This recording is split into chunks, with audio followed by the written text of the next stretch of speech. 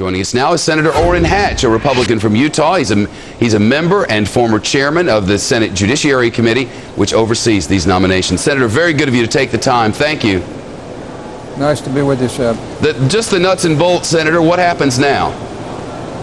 Well, the president's going to have to be very careful who he nominates to the court because, you know, the Supreme Court's 1/3 of the separated powers of this country. It's extremely important, and it has a very limited role, and that role is basically to interpret the laws made by those who have to stand for re-election. Unfortunately, the president has already said just a few minutes ago that he believes that whoever he chooses ought to have empathy, not only for just decisions, but also outcomes. Well, that's what you call judicial activism. They should not play politics with this job. This is a job where they ought to live within the constraints of the Constitution, the constraints of the statutes or executive orders, just to mention a couple of the other matters, from people who actually have to stand for re-election and not make laws from the bench like super legislators or people who want to take over the government of the country.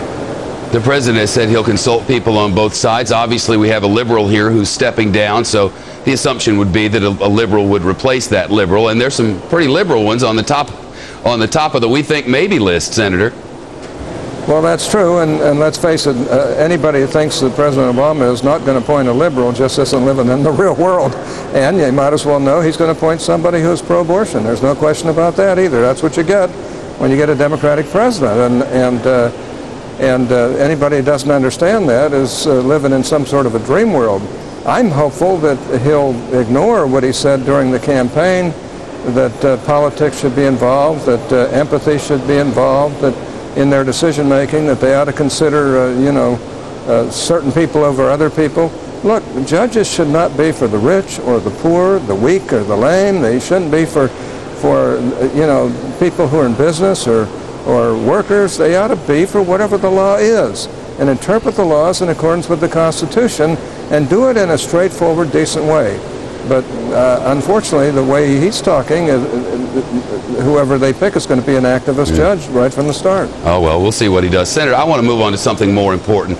Last year, Utah was sort of a cutout of the bowl championship series, cut out of the national championship picture despite no losses. Now in Congress, they're having hearings on the bowl championship series and the possibility of a playoff system. Where do you stand?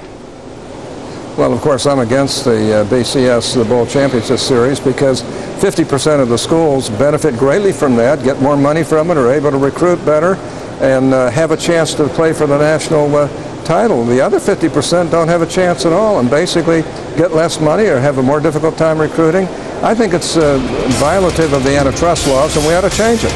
Senator Hatch, it's always great to see you. Good luck and thank you. You bet. Good to see you.